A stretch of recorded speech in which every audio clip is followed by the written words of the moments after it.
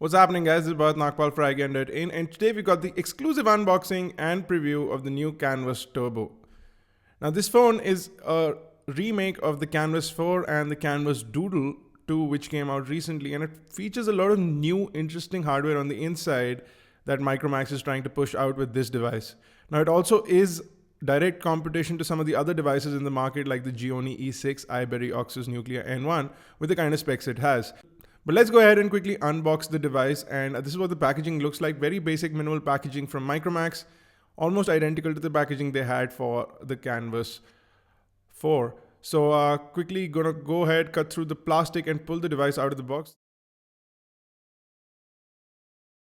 There is a secondary plastic wrap on the box that needs to be removed. It sort of needs to be peeled from the box. So go ahead and do that. Open the box up, and there's the device in the front. Now, first impression of the device, it's fairly lightweight and feels nice and robust. And that's our first impression. I'm going to put it to the side for the time being. Take a look at what else is inside the box. So you have the flat, thin charger, really nice charger from Micromax. I'm really glad that they've fixed their accessories. You also have the flat style earphones with the inline microphone and push button take and end calls. That's nice. You also have the flat style USB to micro USB cable, almost the same accessories we saw in the Canvas 4 box. Additional ear tips. What you see here is a SIM removal tool, which always comes in handy. And you have a bunch of documentation, including the download certificate, SAR compliance, the iFloat widget app, some things that the device can do, like blow to unlock, the same feature that was on the Canvas 4, plus a couple of gestures that you can use with the device. So proximity calling, silent, flip to silent, and some of the other gestures that you have. So a quick guide on that included in the box. You also have an extensive user guide with diagrams and gestures that show you how to use your device in an easier fashion. But let's get rid of everything else and take a look at the device. So we get rid of the plastic wrap from the front. You can see shiny, glossy, brand new screen over here. Feels really good in the hand. So we have a 5 megapixel front facing camera, a couple of sensors over here, the earpiece, a full HD 5-inch display, which is fantastic, and 3 touch capacitive buttons at the bottom of the device. I'm going to quickly go ahead and power it on so that I can go around the device while the device is powering on. On the right, you'll see a volume rocker and the power lock and unlock button located right next to each other. On the top is the micro USB charging data syncing port. On the left are 2 SIM card slots, require the SIM removal tool to open up. And on the bottom is the 3.5mm headphone jack along with the main microphone for the device. Now the back seems sort of plasticky, even though it's supposed to be a metal unibody design. It sounds and seems plasticky, and there's a little bit of squeaking from the device.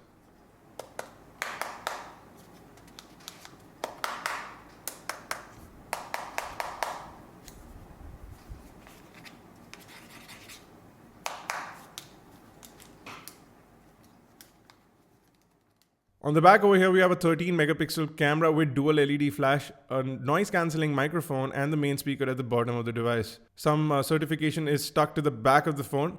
Now, if we talk about specifications on the inside, we have the new MediaTek 6589T chipset this time around with a 1.5 GHz quad core on the clock. We also have the PowerVR SGX T GPU. We get 2 GB of RAM and 16 GB of storage on the device, along with a 2000 mAh battery. On the front is a full HD 5-inch display.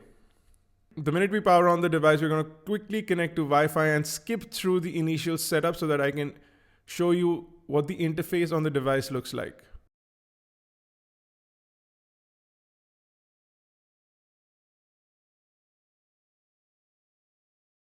Now the Canvas Turbo comes with Android 4.2 out of the box, and it's expected to get an update soon, but we have no information on the timelines. I'm going to set the brightness so that you guys can see a little bit better on screen, and the overall interface seems really smooth and responsive. It seems that it's more or less vanilla when it comes to the main UI. It does not seem to be skinned a lot, except for a bunch of icons and some applications that are preloaded. Some interesting applications are preloaded in the usual Micromax format. Some people like them, some people don't. And that's your iFloat tray. If I pop the iFloat tray on, it shows up to the side and you can quickly tap it to enable some of the applications that it has. So once you tap it, you can quickly jump into the browser. It opens up a small pop-up sort of browser within your main screen so you can move it around. And this is an overlay, so sort of something like what the Galaxy Note 3 does or LG phones have been doing. Now it's built into Micromax with a third-party app called iFloat. Now you can quickly jump to phone dialer or messaging from this app as well. But let me show you the dialer. Very standard looking dialer, not a lot of customization done by Micromax. You have the SIM1 calling button and the SIM2 calling button over there, and you can quickly access your contacts. Messaging also seems really vanilla, so not a lot of customization done there. The keyboard seems very stock Android and doesn't seem to be any different from the stock keyboard. You switch it into landscape and you get a landscape keyboard.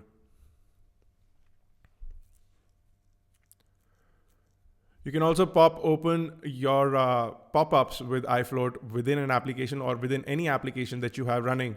So even if you're in the browser or in messaging, your iFloat app shortcut remains wherever you place it on the screen. Now let me quickly load up our website and see how the browser performs to give you a better idea. So it loads up the website fairly well, although kinetic scrolling seems to be a little bit laggy.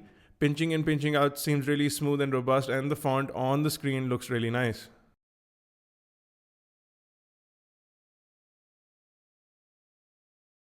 You can also quickly jump from portrait into landscape, and it seems to be a almost seamless sort of switch. Not a lot happening over there. Scrolling seems to be better in landscape, but overall browser experience seems to be really good. Pinching in is really smooth. We'll give you more details in our full review.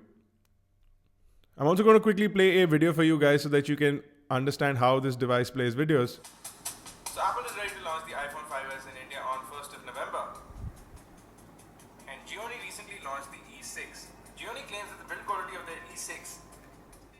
Now you can hold down on the home button to pull out your multitasking and quit running applications from the background.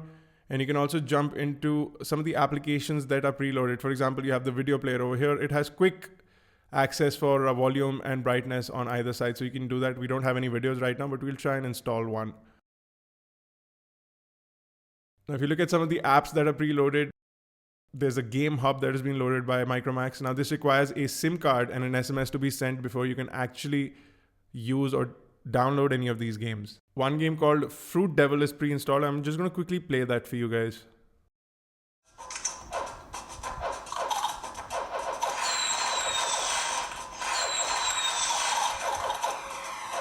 So that was Fruit Devil to give you a good idea of the screen and how it performs initially. We'll be back with a gaming review for sure. But we have some other applications preloaded like Hangouts and Hike. Kingsoft Office is preloaded. A notebook application is preloaded that lets you take written or typed out notes.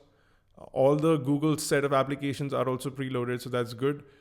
Quickly jumping into the camera, I want to show you what the camera interface looks like. You can tap to focus on this, and it also uses the flash. You can tap the top left button to pull out the front camera or jump back to the main camera. You also have flash settings over here, some animation settings, so some effects that you can create. Once you click on GIF animation, it opens up a completely new sort of software that lets you capture some footage that can be converted into a GIF file. You also have some shooting settings, normal, HDR, panorama, scene detection, and smile shot, and you can go into full settings to set up your camera according to your requirements. This will also capture full HD video at 1080p, which we'll be giving you a sample of soon enough. Now, the one device that the Canvas Turbo does sort of compare with is the Gionee E6 in terms of specifications. If you look at both the devices over here, they come with full HD displays. But the display on the Canvas Turbo seems to be a little off, and I'm going to try and change the wallpaper to see if a more colorful wallpaper will make the screen look a little better.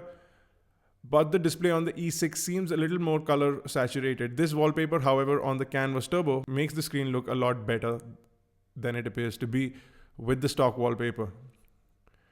Now on the E6, you have a completely different interface. So they have their own skin laid up on top of Android that allows you to navigate through applications directly on the home screen. So you don't have an application drawer or anything that allows you to jump into all applications.